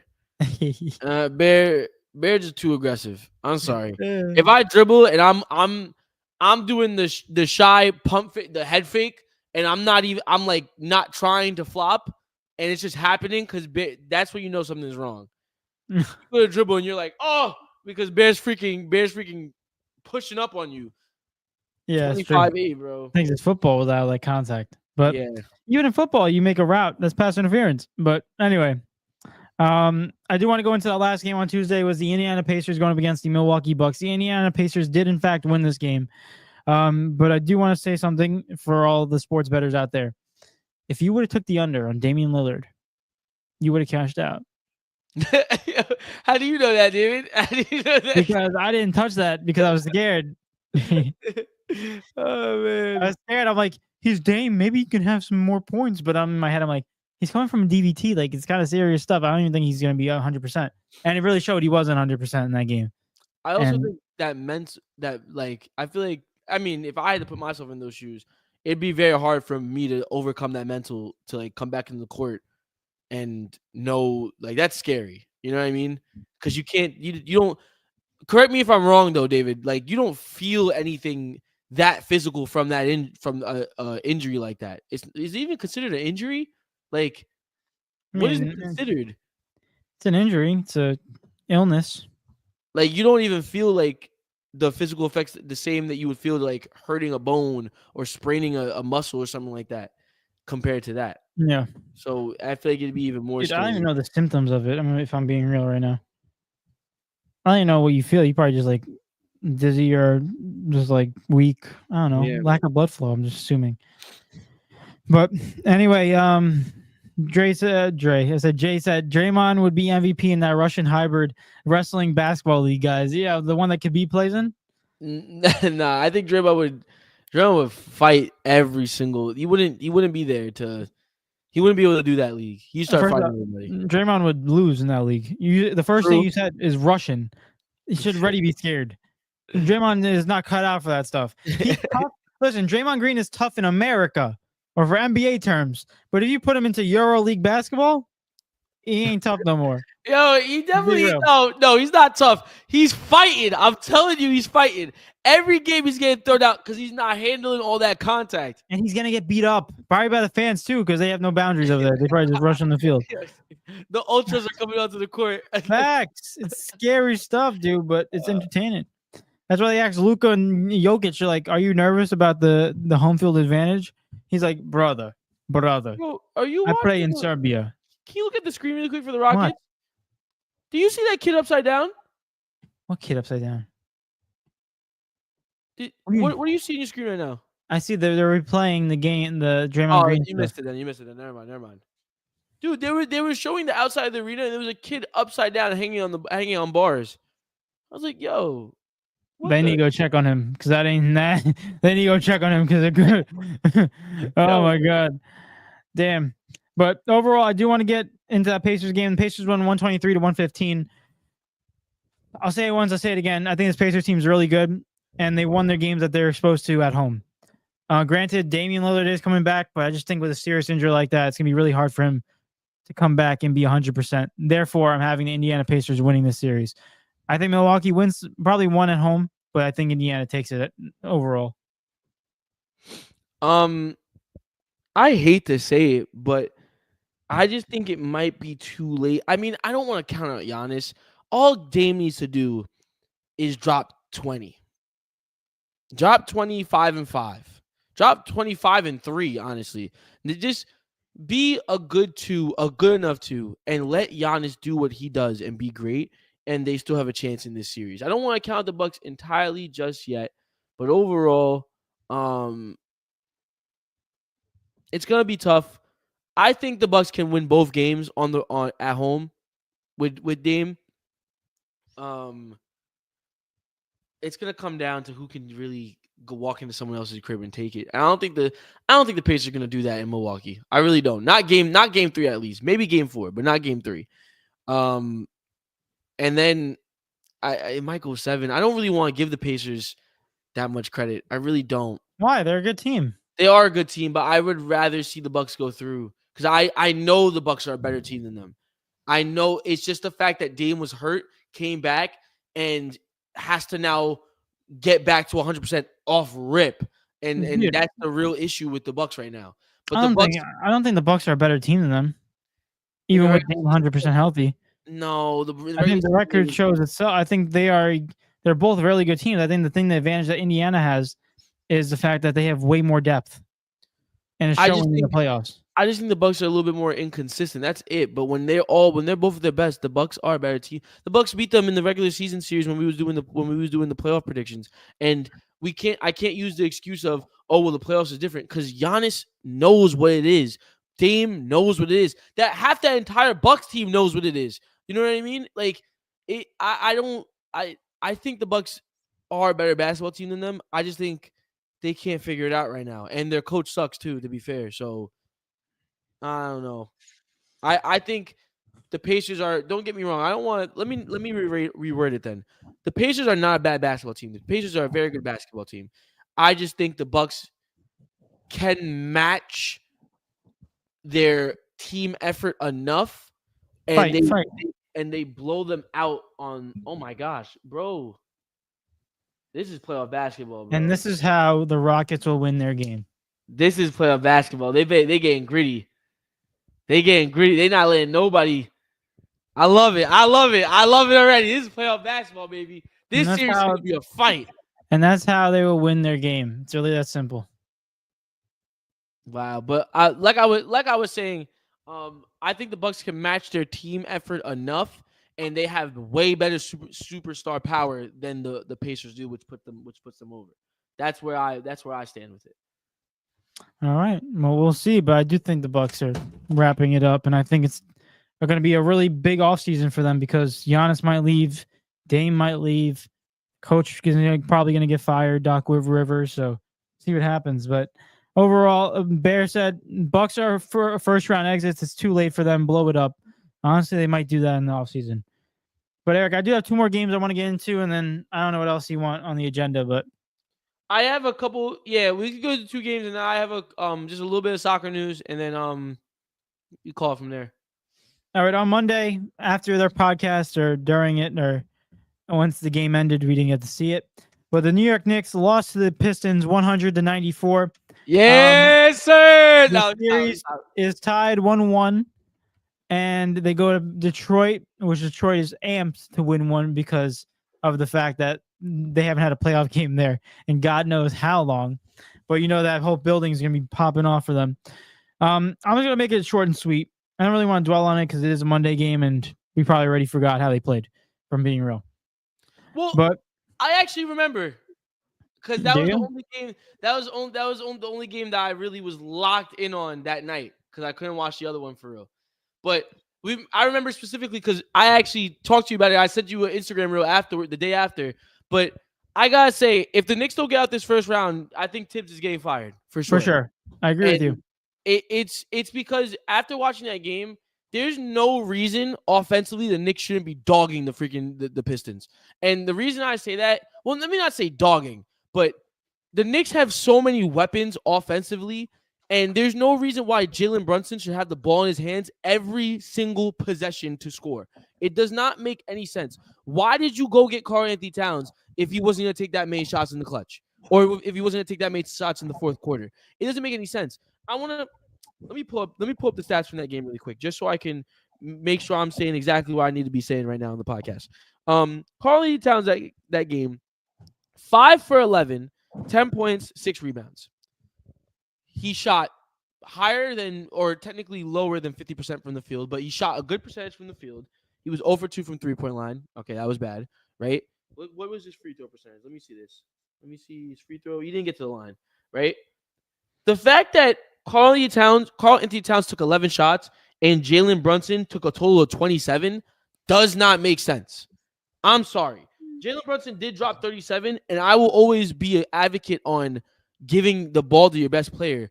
But Cat needs more offensive plays. The Cat needs to get going because when games like when you come down to the clutch gene of the game, when it comes down to the last 4 minutes of the game, bro, he's not hot. He's not hot. And now you're relying on Jalen Brunson running around the court, running circles around the court, trying to create something when he's the only option. It's easy to defend because you know it's not going to anybody else.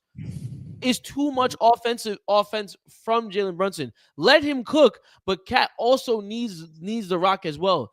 And then if he's not doing well, okay, give it to Jalen Brunson. Give it to Mikal Bridges. Give it to OG. Let them cook as well. But Cat needs more. The quality of player that he is, there's no way he should not be getting the ball more. Let me ask you this. You think that's a thing of the coaching aspect, not drawing up plays for Cat? Or do you think it's an aspect of... Okay. Sorry, go ahead. Or do you think it's an aspect... We already know the answer. Or do you think it's an aspect or the fact that Cat's not demanding the ball and taking opportunities and taking shots for himself? Because I'm going to be honest with you, I think it's a little bit of both. I think... Okay. It might be a little bit of both, but my thing is this. At the end of games, can we agree that Jalen Brunson is somewhat of a ball hog? Somewhat of a ball hog. He has to be because no one else is going to step up. But you don't know that if you have the ball in your hands 25-8. Let me tell you this. I want to say one stat real quick that would blow your mind. Jalen Brunson sat out in that fourth quarter for a little bit. He was out for like 2 minutes in that stretch. Karl-Anthony Towns didn't take his first shot in the second half until 4 or 5 minutes in the fourth quarter. But why do you think that is? I don't think that's a problem with Jalen Brunson not playing because Jalen Brunson was on the bench in the third quarter and Cat was out there. But my point is this. If he's not getting the ball the entire game, don't tell me you expect him to then turn up in the most pressure moments of the game at the end. I agree with you. I think Cat needs to have more opportunities, but I also think that Cat needs to play more aggressive. And I think if you watch the way he's playing like a timid freaking like he's 5 foot. Like he needs to play like the player he is, the guy who's averaging 25 and 13. Because taking one shot in the fourth quarter with 4 minutes left is unacceptable to be the first shot you take in the second half. Listen, I'm not gonna lie to you guys. I didn't watch the first game. Right, I didn't watch the game where the Knicks won. Cat, based off what I'm looking at the stats, I'm pretty sure you can attest to it a little bit more. Did you watch the first game or no? Did you miss it? Unfortunately, I did not. I was mini golfing. Cat had 23 points, 11 rebounds, and shot 10 for 14. That's a good game from Cat. A really good game from Cat. And they ended up winning that game. Jalen Brunson shot the same exact amount of shots and made the same exact amount of shots that he did in the first game. It's so absurd. My thing is this. If the Knicks even want to think about even competing for a championship at all, which they need to be thinking about, you have to use him more. For sure. You have to use him more. It's just and will be the eye test will determine whether if he's not playing aggressive or not, or if he's not demanding the ball or not. But regardless, even if he is demanding the ball or not, it doesn't matter if the play is not drawn up for you. Like if they're not going to give him the ball, they're not going to give him the ball. You can scream all you want, but at the end of the day, from watching that game, from what I saw on the court, let me fix this really quick. Hold on. From what I saw on the court from Karl-Anthony Towns, I saw. In the beginning, he came out and he was shooting fully contested shots and making them in the beginning. Off rip, I would have ran with that. I would have let him cook, let him take over the entire first quarter. Or first quarter, first half, however long it lasts. Because I know eventually it is going to run out based on the way he plays, right? And the reason I'm going to do that is because I trust Jalen Brunson that much. No matter what happens, when the game comes down to it, he's going to have the ball regardless. So let me hold off on Jalen Brunson offensively for right now and then use him as much as I can when the time comes. Because let's be so real. Ain't nobody guarding him on that team. He's been balling out every single game. Jalen Brunson is one of the best point guards in the league right now. When he's on, he's on. So let JB do what he does. But I'm saying don't squeeze the freaking lemon out so much in the first, second, third. Like if we can wait and then let them. That's what makes the Knicks a great team. That's how much depth they have. I just want to see them utilize that a little bit more. If you squeeze the lemon too early, you're gonna have no juice by the time it's almost done. Exactly. That's just my thing. But I see what you're saying though. I agree with you 1000%. I think that's a factor. But I also think it's another factor as an individual player. Karl-Anthony Towns, you are an all-star. You're a superstar. Play like one. I understand. Like, listen, Hey! Oh, Chili Green just dunked. Sorry. I understand that. Listen, I don't know what goes on. I don't know what plays are calling. Tips can be putting up 3 numbers. I don't know what the hell it means, right? Because let's be honest, the play's never starting with Cat. Cat's not taking up the ball and getting picks. He's not doing that. So it's always gonna be JB. Yeah, rightfully so. It's always gonna be JB taking that. But overall, it's just Cat. Take more shots. Like you said, in the first half, he played really good. He had all of his points, 10 points. And we're like, okay, that's why the game was somewhat close. And then all of a sudden, it just fall off. And honestly, I blame Tibbs. I blame Karl Anthony Towns. I think it's a mutual thing in this standpoint. And overall, I'm going to tell you this: you ain't gonna beat Detroit like this. Cat's gonna have to show up. Cat's gonna have to show up. Tibbs is gonna get fired, bro. He is. I just looked at what Jay said in the comments. You can go into the comments really quick, and then I'm gonna highlight it. Really quick. Well, let me get into. Bear said, he said, Knicks only show up for the fourth quarter. We don't show up for more than half the game. Fact. So frustrating. He said, there was a stat. Cat didn't score a single point in the second half. Yeah, he was over, but he only took like 2 shots. So how you expect the Lord, bro? Bear said, we need to get rid of Tibbs. Love him, but we didn't develop any of our bench players. Facts, and that was a big problem why we traded IQ and RJ Barrett. And when playoffs come around, we always get facts. I mean, it's hard when you only have 3 people. What, is Jimmy Butler injured? Dude, you gotta see that. I'm in my get. I need to re-see that because I'm in my get teched up for that. That was bad. Amin just got hit in the face and Jimmy landed so hard on his freaking butt. No pause, but like. Wait, but how would he get teed up? Because the way it looked like Amin cut him bad. That's why. Like it looked like there was no way he was gonna get the ball and just undercut him. Jimmy a dog though. Oh my god! I think he just lost his balance because he was already falling forward. Oh, yeah. You're right. Ooh, nah, that hurts so bad. You know that hurts so bad. That's right on the tailbone, David. Look at that. He got a bruised tailbone or a broken one.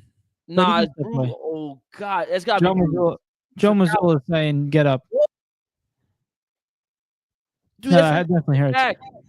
But ooh, nah, his tailbone bruised.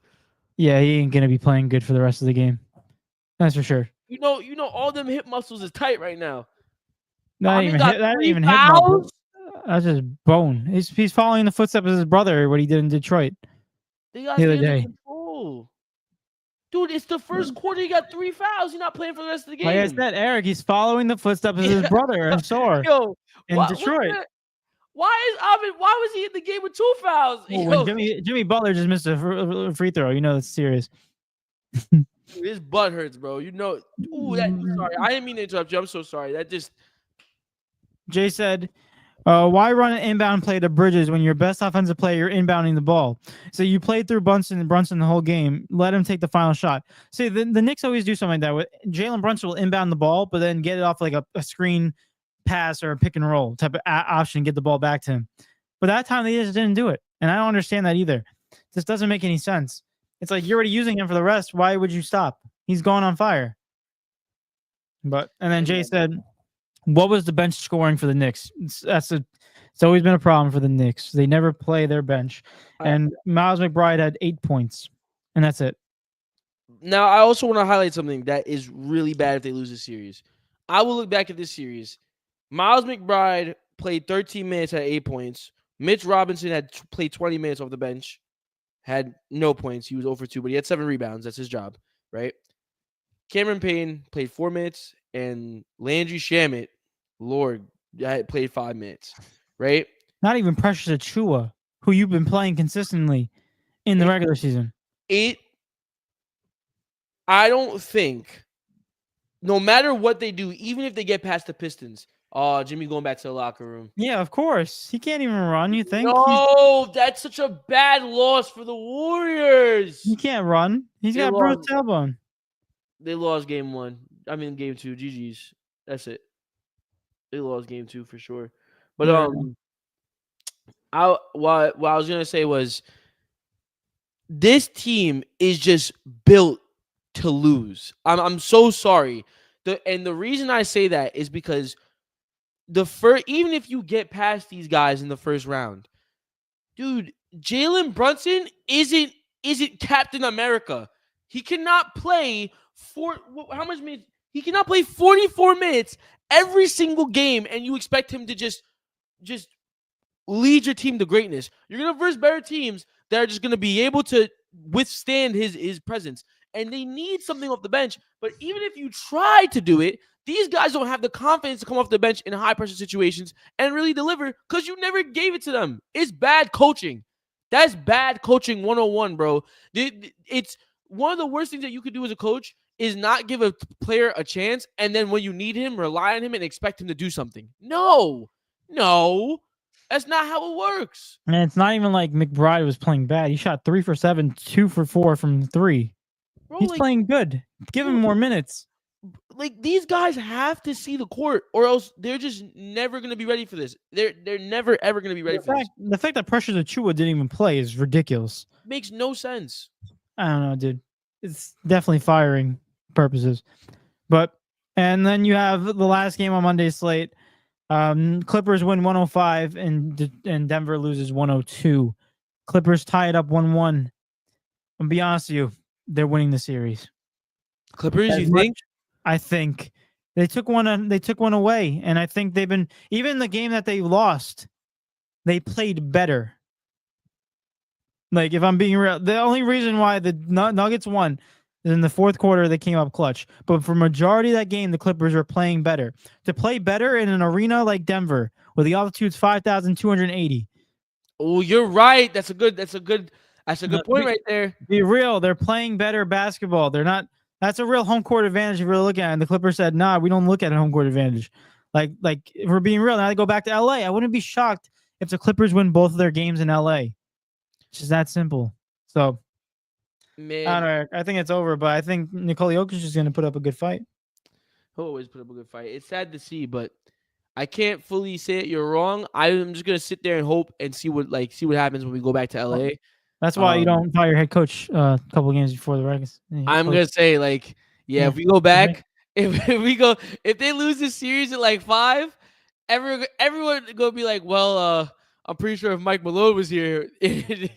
So stupid, dude. So stupid. Oh man, them boys is running the team by themselves. It's like, imagine winning a championship and consistently being good, and the fact is they still fire you. I mean, listen, if Luka getting traded, I mean, there's nobody's safe. Exactly. I would have seen that, and as a player in the league, I would have been like, dang, nobody is safe ever. This is dangerous. Yeah, for sure. But, I will say, I gotta say, this is such a dumb thing to say right now, but this series, the color contrast of both teams makes it so much more easier to watch. It's red versus blue. You know what I'm saying? No, that was a little too stupid, a little too far. My fault. My fault. Yeah, my bad. It just, man. I'll leave it, chat. I stepped a little bit. But to go back to what we were talking about, yeah, Denver. I don't know. I think Russell Westbrook is a cancer. I'm just gonna blame it on Westbrook. Is the easy scapegoat. I ain't gonna lie. It's the easy scapegoat, and it seems as if the whole locker room developed his mentality of just have fun and yo, stop yelling at me. So I don't know, man. Russ need to retire. Russ do need to retire though. I don't know why. You don't have to play basketball no more. Facts. He's good, bro. We know you a legend. You a legend, man. Come on, hang up the boots. Not the boots, the sneakers, I'll say. Oh, dude, I don't even know what to say. It's just, it's horror, mate. Horror, isn't it? Horror, isn't it? Speaking, can I move it? Can I move into the soccer really quick? Go ahead. I got 2 things to talk about. 2 things, yeah? First things first. Ladies and gentlemen, let me just make sure I have this right. Hold on. Let me get there. Okay. So, Sunday, April 27th is most likely going to be the day that Liverpool secure the title. It's at Anfield. The only reason I'm saying this is because the scenes are going to be absolutely amazing. I don't think it's a game that if you're ever trying to get into soccer and you want to see really hype situations and stuff like that and really high pressure situations, I think this is a perfect game to watch. It's at 11:30. You know what I'm saying? Liverpool versus Tottenham. Liverpool will most likely win. All they need to do is tie. Realistically, they just can't lose. And Tottenham have been in terrible form. Tottenham's last 5 games have resulted in 2 wins, 2 losses, and a draw. They beat Southampton and they beat Frankfurt, but they also tied Frankfurt, lost to Wolves, and lost to Nottingham Forest. They're in bad form. Liverpool are going to be really, really going headstrong into this game, and on top of it is at Anfield. That is at Liverpool's home. So if you want to watch a game to just watch the absolute madness of what soccer really is about, I would tune into that game, man. It's going to be absolutely insane. But David, what are we thinking about that game? All because Arsenal tied today, by the way. Just to let you know, they tied Crystal Palace. They folded. So, dude, I'm gonna be honest with you. I'm not gonna say it. I think everyone pretty much called it, but Liverpool was gonna win it. It was always Liverpool. Arsenal doesn't know how to win a Premier League title. They haven't done it in a while. No offense. They have their eyes on the Champions League right now. Let's be real. They don't really care about this anymore. They're looking at the Champions League. But that's even if they win. Because honestly, I wouldn't be shocked for another Arsenal performance where they just beat Real Madrid and then they lose to PSG in the next round. I wouldn't put it past them. But regardless, I will say Liverpool was going to win.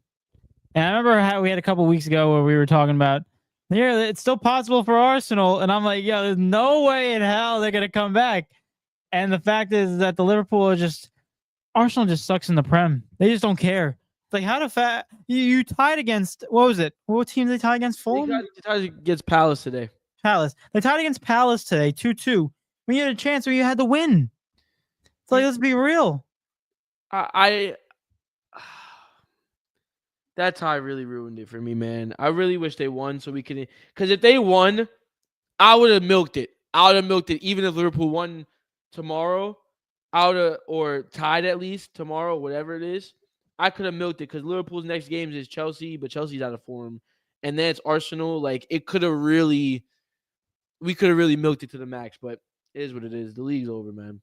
League's over. League's over, dude. And the Premier League goes to Liverpool. Yeah. I know you're happy about that, David. Right? Dude, I don't even like Liverpool like that. I don't even care, dude.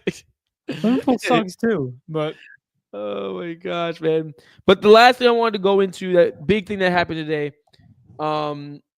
in some Italian football, yeah. Like, of course, Dan joined now. Of course, Dan joined now. That's right. Oh my gosh, this goofy dude, bro. Oh my gosh. Be happy with your prem, bro. Be happy with your prem, bro. Just don't forget the fact that you got bent over by Plymouth Argyle and PSG. All right, I just want you to remember that. But Inter are no longer eligible or capable of winning the treble this year because they lost. Which is they not only did they lose, they lost very concerningly to AC Milan today, 3-0 in the semifinal of the Coppa Italia. 3-0. Brother, I mean, Milan has had, even if you look at Serie A, right? Inter are still top. They're joint. That title race is crazy right now. And I do believe Inter end up versus Napoli too at some point. Hold up, Eric. I'm lying. I just looked at the AC Milan Inter game. Guess who was man of the match? Don't look at it. Don't look. I don't know. It's 2 of our best players in the NBA. 2 of our favorite players in the NBA. One's their first name. The last one's their last name.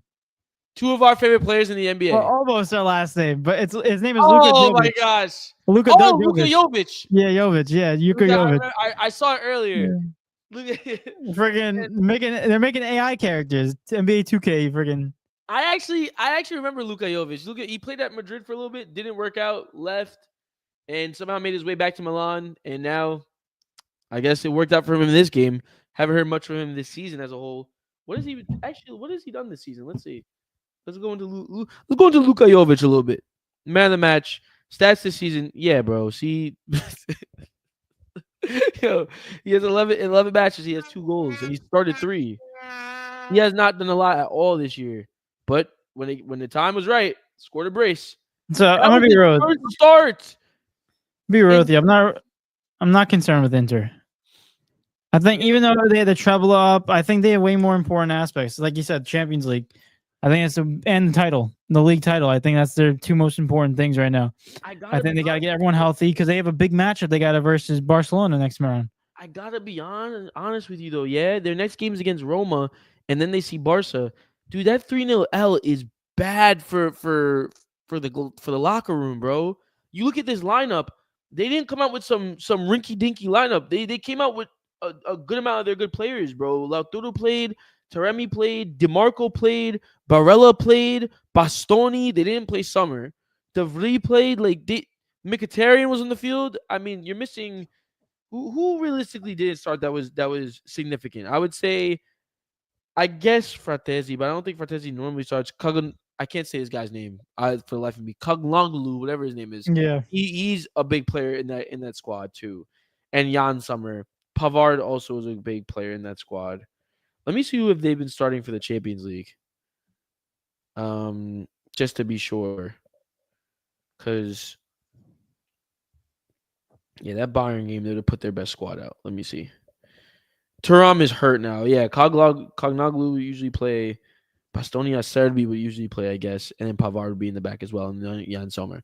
But still, I don't know, man. I didn't think they was gonna get blitzed 3-0. 3-0 is tough. So it's definitely something to highlight. But the main thing I want to highlight is they're no longer eligible for the treble. The only 2 teams left that can win it is Barca and PSG. And it's gonna be Barca, so tune in.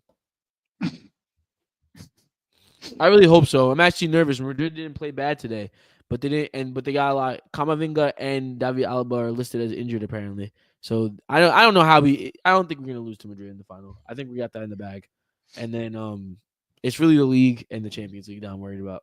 No. I think Madrid, they might have a chance because of the fact that they have nothing else to really win this year. They need something, but who knows? Dan said, "Can I run a parlay by you this weekend?" For sure, Dan. Let's hear it. Let me see. He said, Barca to lift the cup or money line. Haven't decided. He said, Liverpool money line and Newcastle money line. Let me see Newcastle. Yeah, I don't know who Newcastle's going up against. Newcastle going against Ipswich. Yeah, it's Barca lift the cup. I would say those are locks. I would say Liverpool W is a lock too. Yeah, I think all those are locks. I think those are good. I don't know if they're saying locks. I'm not scared that Barca can't win because obviously they are a better team. I'm just more looking at the fact that they have Lewandowski injured, which is obviously they have not that big of a deal in terms of the talent that they have and the depth that they have. But they have Lewandowski injured, and not even that. Real Madrid out of Champions League, most likely not going to win the league. This is probably the only cup they're really going to be pushing for. Regardless, they have a chance. Well, no, exactly. They have a chance for the league, but it's still far-fetched. So that's my only thing that's not a lock yet, but I do have favorite as a Barcelona. So I think that's the scariest one out of all of them. Mm-hmm. The Barca one. The odds for the Clasico are really good. Thoughts on the game? Barca clap Real's cheeks, or do Real Madrid or do competitive Real show up to compete? I honestly think competitive Real is going to show up to compete because of the fact that it's the only cup they have an actual red carpet too.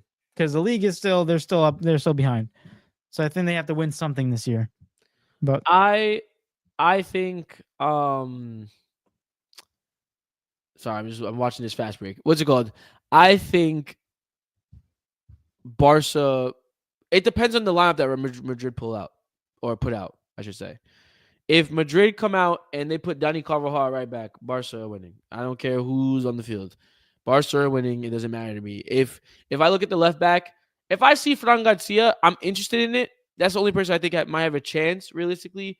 If it's anybody else, I don't think Madrid can win. I'm going to be honest with you. Just because David Alaba is hurt, I think Camavinga would have been the best option at the left back position, and they don't have him now, apparently. We'll see what happens, right? So you have Fran Garcia, who's not a bad player. I just don't think he's clamping Lamine Yamal. Let's just be so real.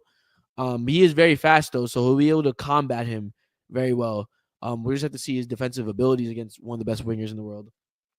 Carvajal is going to get turned inside out by Rafinha, and then if they have the holding midfield of Tchouaméni and Valverde, yes, it'll be a good game. If Valverde is on the right back position, no, unless they start Arda Güler, but then again, like he's been playing well. It's a game of what ifs with Madrid. That's what it really is. It's a game of what ifs because the team is very good. It's just they just don't play very good. You know what I realized? Go ahead. You said Carvajal. Did I? Yeah, I'm like, he's injured. You said Rafinha's gonna cook Carvajal, and I'm like, in my head, I'm like, I meant Vasquez. Yeah, I meant Vasquez. I am the biggest Vasquez hater there is. I don't think that. I think that man is buns. I think he's so bad. I don't think he's Real Madrid level. I think he's like. I think if he played for West Ham, he'd be great. You know what I'm saying? But I don't think he's Real Madrid level at all. I just think he's there. He's been there for such a long time, so he's captain. But once Carlo gets fired, watch. He'll be right there with him. Yeah, we'll see what happens. But Jay said this D&E parlay brought to you by Dan. Win or lose, remember Dan's the man. Facts.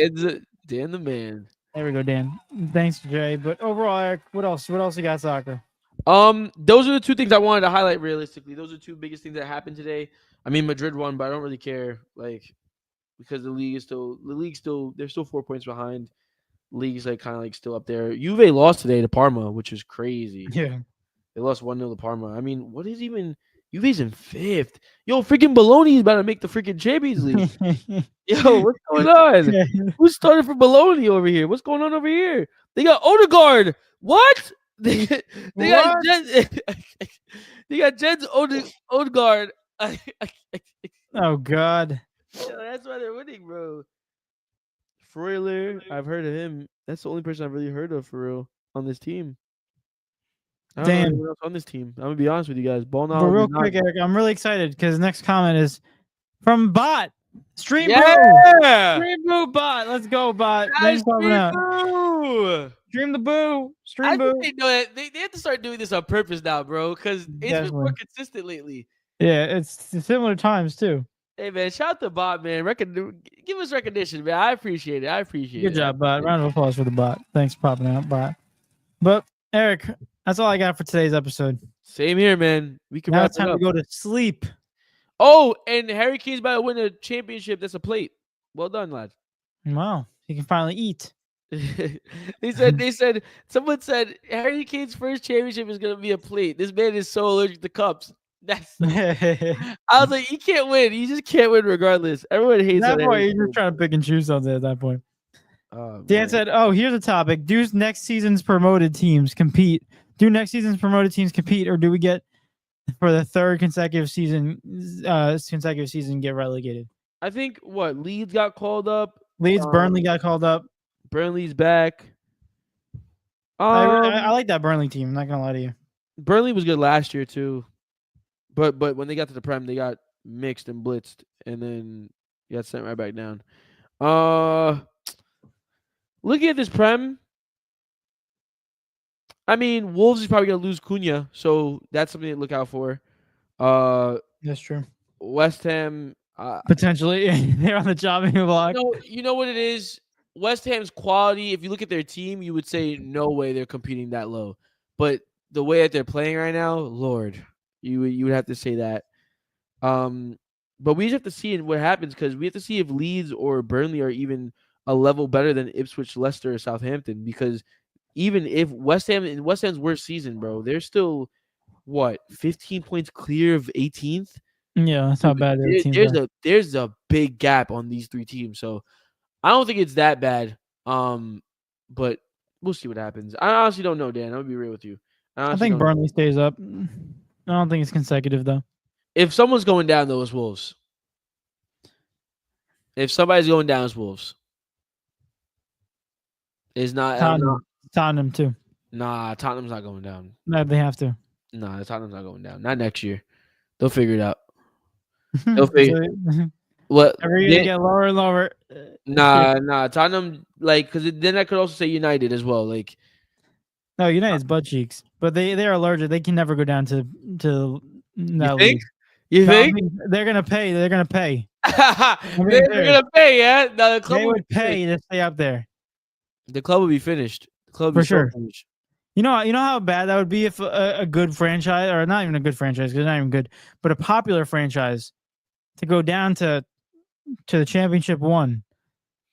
That would just be detrimental to your future. It would be detrimental to your finances. I tell you what, if Manchester United went down there, Bruno Fernandes is not playing in League One. Yeah, I think that would be I think Bruno would have to leave. For sure. I think they would have. They would honestly. I think they would sell Bruno based on finances because they would. You know how that would kill them like badly.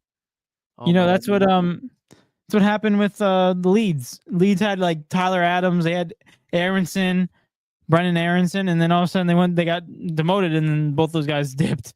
Both of them. They said, "I'm out, bro." I'll see you later. Tyler Adams was like, "Let me get out of here." Yeah. The Warriors are getting cooked now. They need Jimmy, bro. Said West Ham turn it around next season. He said, just the loss of Kudus and Paqueta will sting. We'll see what happens. It depends on who we replace them with. Declan Rice comes back. Oh.